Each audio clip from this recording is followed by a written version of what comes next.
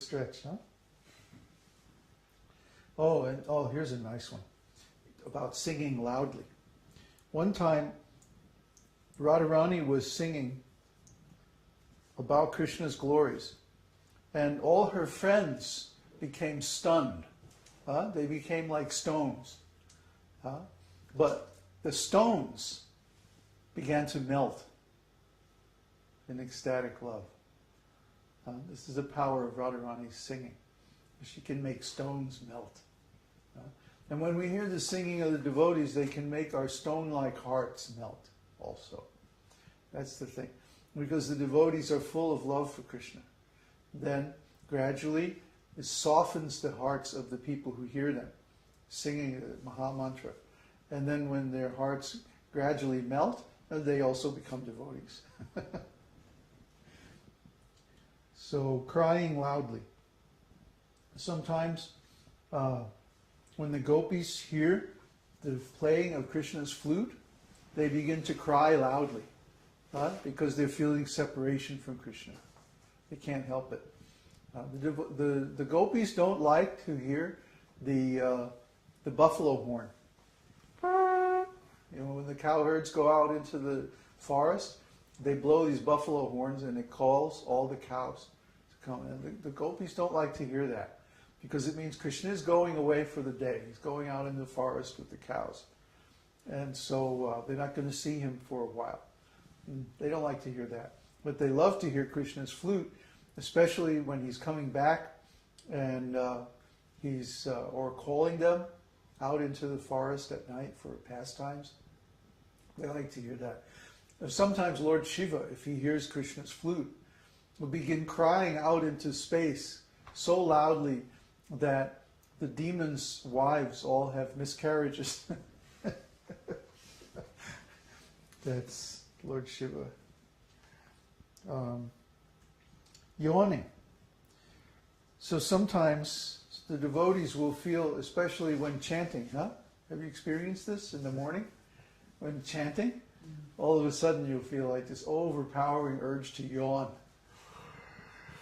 And it's not an ordinary yawn, it's like this big yawn, right? It's almost like a whole body yawn. That's a symptom of devotional ecstasy. Neglecting the presence of others. For example, when we're performing Sankirtan or any devotional activity, and we happen to be in public, sometimes people will look at us, like, who are these crazy madmen? Who are they? Why are they doing this? But we don't care. We neglect them. Why? Because they don't understand what's going on. They have no idea. And they can't measure the actual status of a devotee. There's a nice story about this in Bhaktivinoda Thakur's book, Jaiva Dharma.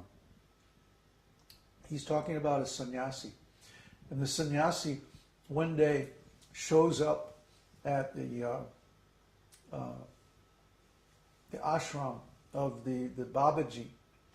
And he's writing about Jagannath Das Babaji Maharaj, his guru, in a covered way. So the Mayavadi sannyasi shows up at their ashram. And they're like, uh-oh, what's this guy doing here? He's going to cause some trouble, But he doesn't. He's very nice and he's soft-hearted. And he falls at their feet and he begs to become a devotee. So the devotees are asking him, well, you're a Mayavadi sannyasi. Why do you want to become a devotee? And he says, well, for many years I studied all the scriptures and Vedanta according to the impersonal conclusions of Shankaracharya. And I was meditating for many years on impersonal Brahman.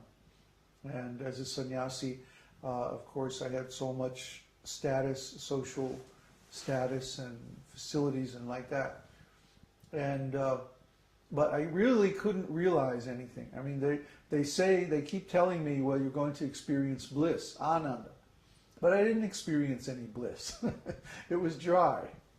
Then one day, I was sitting by one of the ghats near the Ganges, and a devotee came by. And he was in total ecstasy. He was One minute he was laughing, the next minute he was crying. Then he would chant the holy name very loudly, and then he would cry out, and he would fall on the ground and roll in the dust. And then he would get up and he would dance again, and then he was going through all these incredible ecstatic moods. And I said to myself, this is Ananda. This is happiness. This is bliss. And whatever I have experienced is just nothing. It's just dry. So I should become a devotee. He said, I thought about this for months. Every time I would sit down to meditate on the impersonal Brahman, I would see this devotee in my mind's eye. And then I would just think, everything I've done, everything I know is just useless. So after thinking like this for a long time, I decided to come here and to search out the real devotees. So just see how the heart, even of an impersonalist, can change by being exposed to the association of devotees. See, their hearts can melt just by hearing the crying of the devotees in ecstasy of the devotional service of the Lord. So what else have we got? Drooling. Sometimes Narada Muni was chanting and he became stunned. And he would just be like, stand, and he would drool. And I know from experience that when this happens, it's because Krishna is revealing himself within. And so the devotee's attention goes completely within. And he loses track of his material body. He doesn't even think about his material body anymore. And so he can become stunned. And just like when you're asleep, sometimes you drool. Well, also when you're in transcendental ecstasy, the same thing can happen.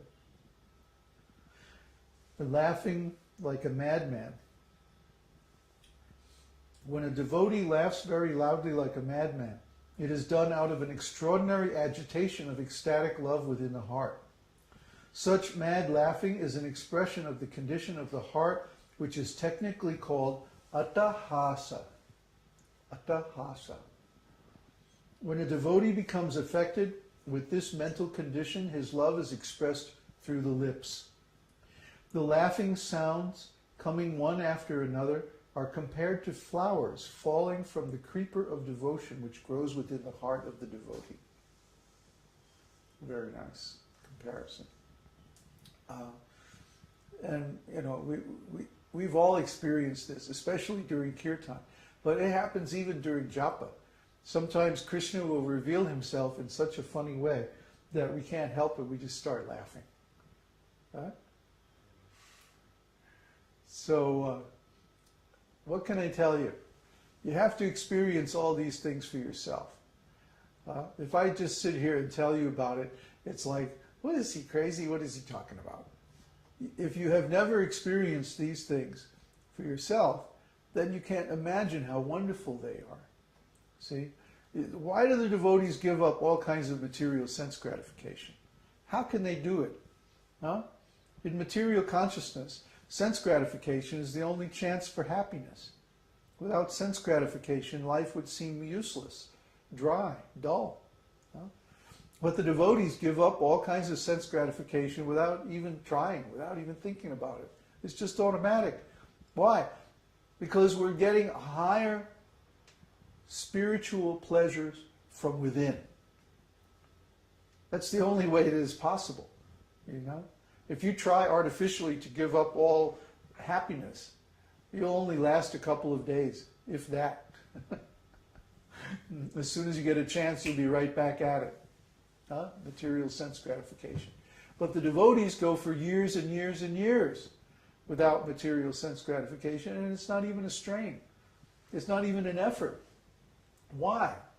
Because we have a superior taste of spiritual enjoyment within. A crude example, let's say, from music. It's like once you actually understand the taste, or you get a taste for classical music, or really, really good jazz, like Coltrane or something, You don't ever want to listen to Elvis Presley. You don't ever want to hear Madonna, what to speak of rap or any of that icky garbage. You just want to hear Mozart and Beethoven and Shostakovich and, people who are really good, right? Why? You get much more pleasure from it. The taste of pleasure is much higher. Just like you can't say, for example, that a child's drawing is as good as a great master like Picasso or any of the great master painters. Why not? Because if you have any taste in art, you can see, there's so much more expression here. There's so much more value in the master's painting. And the child